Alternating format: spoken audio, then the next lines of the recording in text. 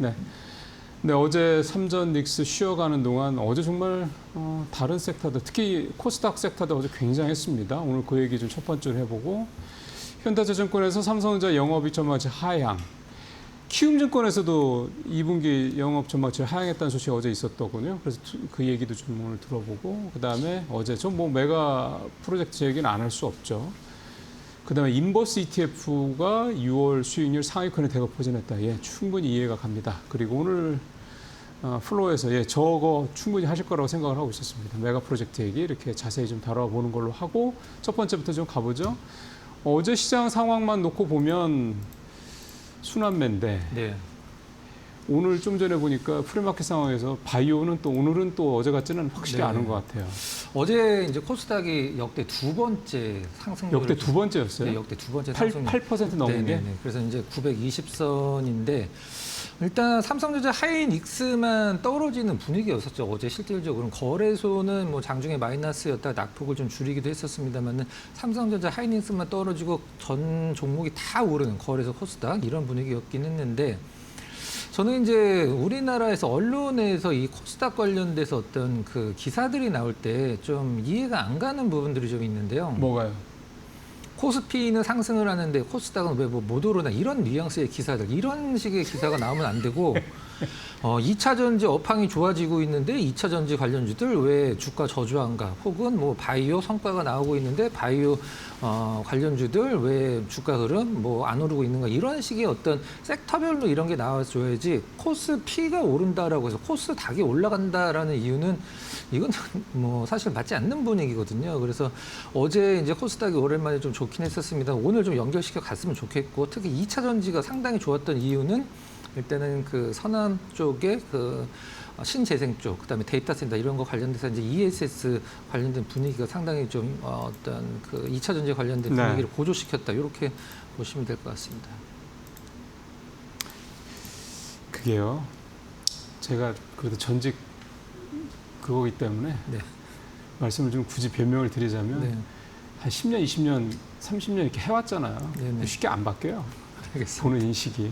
그게 뭐 증권사에 계신 분만 그런 게 아니라 기자들도 똑같아요. 미국 같은 경우는 나스닥에 있는 기업들이 S&P 500에도 들어있고 그렇지. 이게 교차가 되니까 이제 같이 움직일 수 있는데 거래소와 코스닥의 어떤 시총 상위 종목군들의 업종이 완전 다른 상황이라 네. 그럼 뭐 코스피가 올라간다라고 해서 코스닥이 따라서 올라가는 이유는 사실 실질적으로는 없는 거다 이렇게 저는 뭐 그리고 하고 있습니다. 예전에는 코스피 안 좋을 때 코스닥도 안 좋았고 코스피 좋을 때 코스닥 좋고 했잖아요. 맞습니다. 장이 하나로 가는데 그건 맞습니다. 올해 이 극심한 이 반도체 코스피 대형주 쏠림 현상이라 이게 사실 굉장히 이례적인 겁니다. 이렇게 코스피하고 코스닥하고 이렇게 벌어지는 거. 여러분들 혹시 시간 되실 때 그 네이버 증권 거기 들어가서 해보시면요, 코스피하고 코스닥이라는 걸 교차해서 차트를 그리실 수 있어요. 직접 되게 쉽습니다. 그래서 배우시면 요즘에 코스피와 코스닥이랑 특히 지난 6월 이후에 얼마나 이게 격차가 벌어졌는지 한눈에 아마 아실 겁니다. 자, 두 번째 이슈 가보죠. 예, 현대차, 키움증권이 영업이익 전망치 하향했던 거는 성과급 충당금 때문이라고 얘기를 했거든요. 네. 현대차는 증권은 뭐예요? 현대차도 같은 마찬가지긴 이유로? 한데 이게 이제 그 현대차증권의 노근창 센터장께서 이제 이거를 말씀을 하신 건데 노근창 센터장이 이제 우리나라에서 반도체 대표 애널이고 반도체에 대해서 오래됐죠, 예. 굉장히 뷰를 좋게 보는 분인데 이제 현대차 노은창 센터장께서 이걸 이렇게 뭐 전망치를 하회했다라는 것은 이거 굉장히 좀 보수적으로 잡은 건데 이게 이제 다른 증권사들도 이제 따라하는 어떤 느낌의 뉘앙스의 보고서 나올 것 같아요. 내용 한번 살펴보면 2분기 영업이익 이제 기존 전망치를 이제 하회를 전망한다라고 나왔는데 기존에 이제 그럼 전망치가 그 추정치겠죠. 이제 92조를 전망을 했는데 이번에 12% 정도 감소한 81조 정도. 그런 감소한 이유가 무엇이냐? 역시 뭐 키움증권과 마찬가지로 그 성과 충당금을 모두 이제 1분기에 반영을 안 한 것을 2분기에 모두 반영을 할 것이다. 이게 이제 주된 내용이고 올해 연간 영업이익도 좀 줄였습니다. 371조였었죠. 1, 2, 3, 4분기 합쳐서 이걸 이제 357조로 3.9% 정도 깎았는데 다만 이제 중요한 부분이 가장 마지막에 좀 나오죠. 항상 우리가 보통 삼성전자를 마이크론이나 하이닉스 대비해서 영업이익률이 이제 떨어진다. 그러면서 반도체 퓨어 플레이가 아니다라고 해서 이제 멀티플을 좀 약간 깎는 경우가 있는데 삼성전자가 이제 영업이익의 97%가 반도체에서 나오기 때문에 이 마이크론, 하이닉스 같은 이 반도체 퓨어 플레이어 대비해서 디스카운트 받을 이유는 없다. 이렇게 그렇죠. 단서를 달았습니다. 맞는 말씀이에요. 네. 만약에 지금 휴대폰이나 가전 쪽에서 네. 20, 30%까지는 아니더라도 10% 이상의 뭐 영업이익을 내고 그런다고 그러면 좀 그렇죠. 네. 퓨어하지 않다는 얘기가 맞는데 지금 아시다시피 반도체 가격이 워낙 그러니까 이거 애플이 오죽했으면 뭐 그게 징징거리고 그렇게 하겠습니까만은 그리고 CXMT 그 반도체 자기들 받을 수 있도록 그게 허용해달라 뭐 이렇게 얘기를 하겠습니까? 삼성전자도 자기네 같은 회사인데도 안 준대잖아요. 삼성전자, 삼성전기 뭐 이런 회사들을 같은 그냥 계열사라고만 생각하지 뭐 절대 싸게 주거나 뭐 그렇지 그런 게 않은데요. 전혀 없죠. 네. 그래가지고 거기도 지금 가격을 좀 안 올릴 수 없고 그런 상황인데 거기서 영업이익을 뭐 대단히 낸다? 어림없죠. 쉽지 않습니다. 자, 세 번째 이슈 가보도록 하겠습니다. AI 반도체 2,000조 메가 투자 성패는 전력망에. 예, 맞습니다. 15.4 기가와트요? 네, 거의 뭐 16기가 정도가 이제 네. 용인에는 이제 16기가가 지금 필요한 상황인데 지금 미국에서 데이터 센터가 지금 미국 전역에 한 4,000개가 훨씬 넘고 짓고 있는 거면 700개가 넘거든요. 네. 근데 올해 원래 완공이 돼야 될 데이터 센터가 40%가 완공을 못하고 내년에 완공을 해야 될 데이터 센터 60%가 이제 완공을 못하는 이유가 전력망 때문에. 그렇죠. 이 전력망에서 이제 그 병목 현상이 지금 발생을 하고 있는 상황인데 이제 청와대 전책실장께서도 이 전력망에 대해서 며칠 전에 굉장히 좀 강조를 했었죠. 이번에 데이터 센터 관련돼서 가장 처음에 수혜를 입을 것은 뭐 반도체 장비나 이런 게 아니라 실질적으로 이제 전력망 관련된 종목군들이 가장 먼저 수혜를 입을 가능성이 있는 게 아니라 뭐 100% 확실하다고 보시면 될 것 같아요. 이 서남권에서 지금 미니멈으로 필요한 게 이제 6.3기가 정도라고 얘기를 하는데 6.3기가면 말 그대로 원자력 이제 6기죠. 원자력 6기죠. 근데 반도체 팹 하나당 보통 1기가 정도 필요하긴 한데 용수 같은 경우는 65만 톤 정도 필요하다고 하는데 이걸 과연 이제 신재생으로만 어떻게 채울 것인가. 그리고 삼성전자 하이닉스는 앞으로 이제 아리백이라고 해서 반도체 생산하는데 네. 모든 전력을 재생에너지로 만들겠다고 공언을 했기 때문에 이게 또 유럽과 관련된 부분이 상당히 좀 많은 관련 좀 있죠. 그래서 그게 호남권으로 간 이유 중에 하나예요. 일단 지금 용인의 이게 반도체 클러스터 제2라고 표현하는 게 이제 용인의 그렇죠. 일반 산단이랑 국가 산단이 있는데 하이닉스가 이제 일반 산단이고 삼성전자는 국가 산단이죠. 여기에 16기가가 필요하거든요, 실질적으로. 근데 지금 현재 LNG 열병합 발전소 하나 짓고 있는데 그게 이제 4.5기가를 커버하고 나머지는 지금 이걸 어떻게 처리해야 될지 계획도 없는 상황이라 삼성전자는 아직 삽도 못 두고 있는 상황이죠. 여러 가지 좀 문제가 있는 상황이라 하이닉스는 1기 지금 건설 중이고 그래서 이 전력망과 관련돼서 분명히 이 그 프로젝트 메가 프로젝트 관련돼서 이 전력망이 가장 우선적으로 네. 일단 시장에서 인정을 받을 가능성이 상당히 높다라고 보고 있습니다. 역으로 얘기하면 그게 최대 병목이라는 말씀인 거고, 네. 맞는 말씀입니다. 그러니까 삼성전자가 2,600조, 하이닉스가 2,100조에서 두 회사가 4,755조거든요. 여기다가 이제 정부가 1,300조, 1,350조에서 6,000조짜리 이제 사실 메가 프로젝트가 전체 규모가 사실 6,000조 정도라고 보셔야 됩니다. 근데 그게 뭐 당장 몇 년 안에 뭐 이런 개념은 아니고 한 5년 정도 이렇게 이제 보는 건데 지금 말씀하신 이 전력 문제, 이 문제 쉽지 않죠. 쉽지 않으니까 이제 잘 해결을 해 나가서 결국 이게 이루어질 수 있도록 좀 해야 되지 않겠냐 생각을 합니다. 아마 지금 말씀하신 그런 부분들, 전력이라든가 이런 부분들은 용수도 그렇고, 용수는 어제 대군보고에 한국수자원공사 대표가 사장이 나왔는데 용수는 걱정하들 마세요라고 얘기는 하더라고요. 뭐 수자원공사 사장이 대통령 앞이라고 일부러 잘 보려고 그런 건지는 모르겠습니다만 자기 직을 걸고 하는 얘기인데 뭐 그 말을 믿어야겠죠. 그렇다 그러면 용수 문제는 지금 전력 문제에 비해서는 비교적 네. 덜한데 좀 위원님 얘기한 대로 전력 문제는 그렇게 간단치가 않은 문제다라는 거는 맞는 말씀입니다. 자, 또 다음 거 가보겠습니다. 예, 저럴 줄 알았어요. 인버스 ETF. 왜냐면 저도 매일 보거든요. 그러니까 네. 저것만 본 건 아닌데 당일 수익률 상위 이렇게 종목들을 보면 인버스가 네. 요즘에 진짜 많더라고요. 어제 좀 깎이긴 했을 것 같은데 이제 그러겠죠. 2차 전지 인버스가 1등을 기록을 했습니다. 이제 2등 기록한 인버스가 상당히 좀 재미있는 인버스인데요.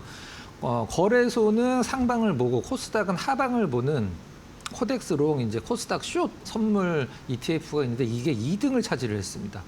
그 다음에 1위서부터 10위까지 6개가 인버스 상품이 차지할 정도로 사실 삼성전자 하이닉스 빼고 이제 코스닥 관련된 부분들 여러 가지 이제 선물 인버스가 ETF 상위권을 수익률을 휩쓸었다. 이게 이제 주된 내용이다. 이렇게 간단히만 정리를 해보도록 하겠습니다. 네.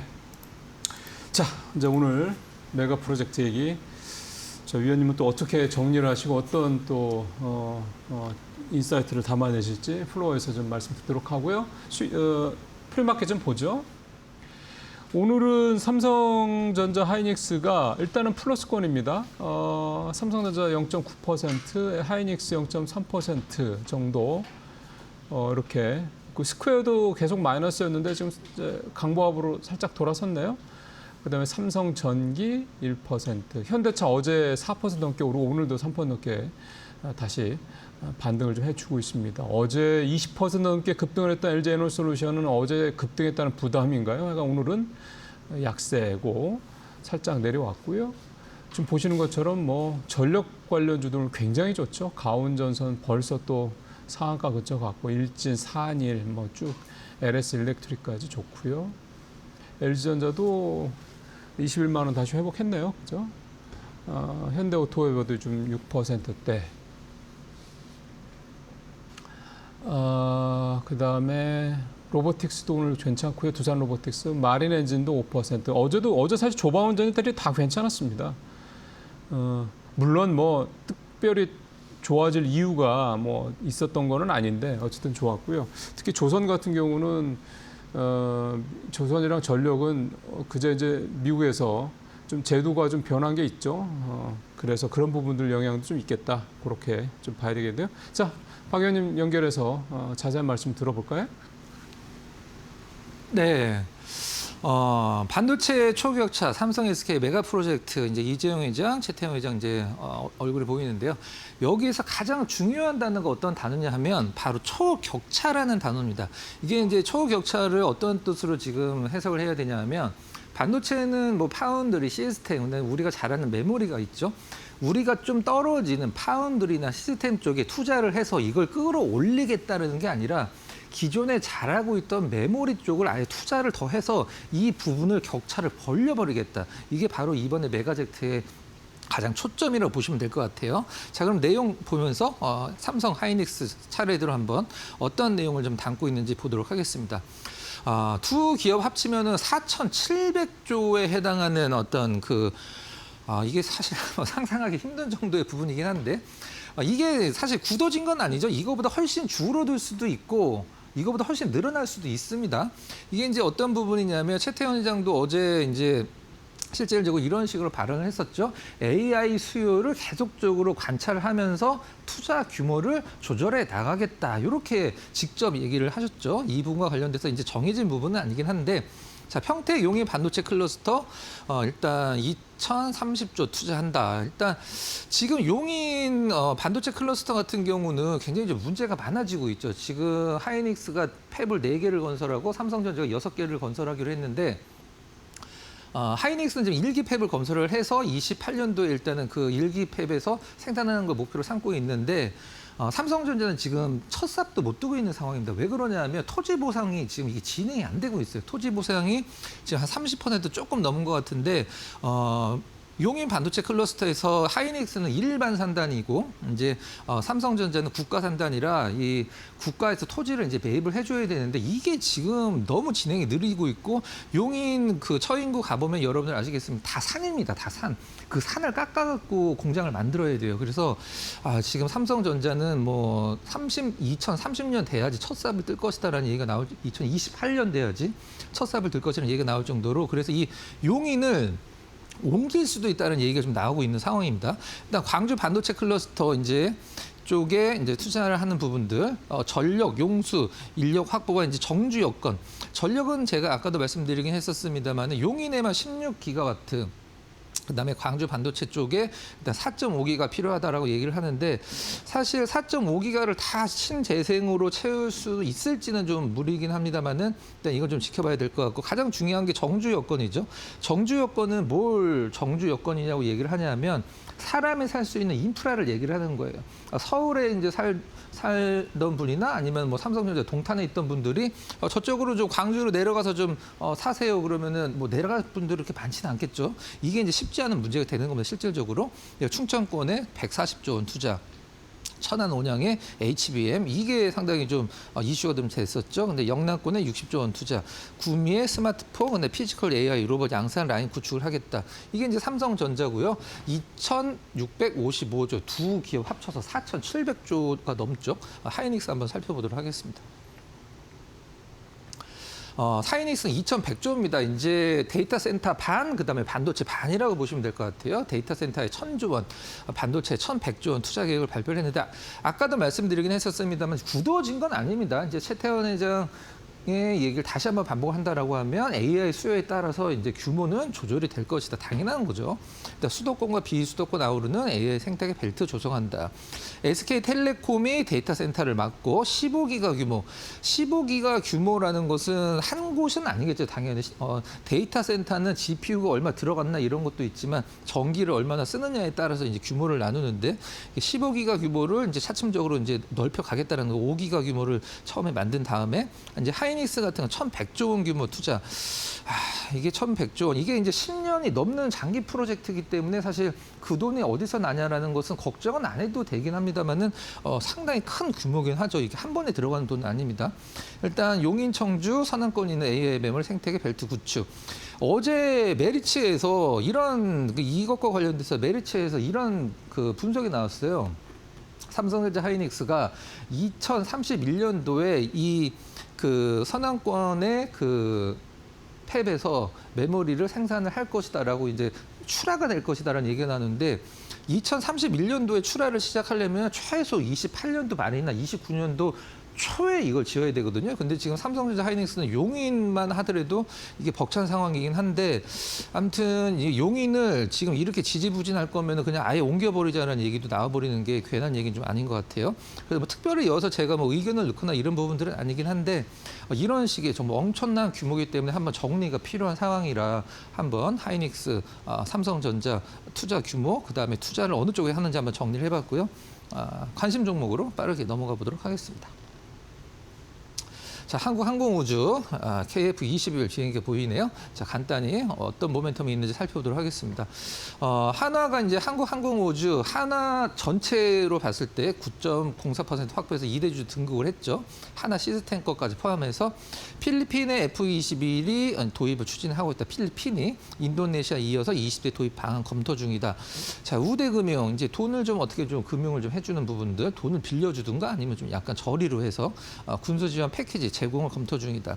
필리핀의 이제 클라크 공군기지에 미군이죠. MRO 센터 구축도 논의를 하고 있다. KF21 잠재적 해외 수출 물량이 200대 플러스 알파 수준이다. 엄청난 거거든요. 일단 차트 한번 보도록 하겠습니다. 차트가 굉장히 좀 좋죠. 네.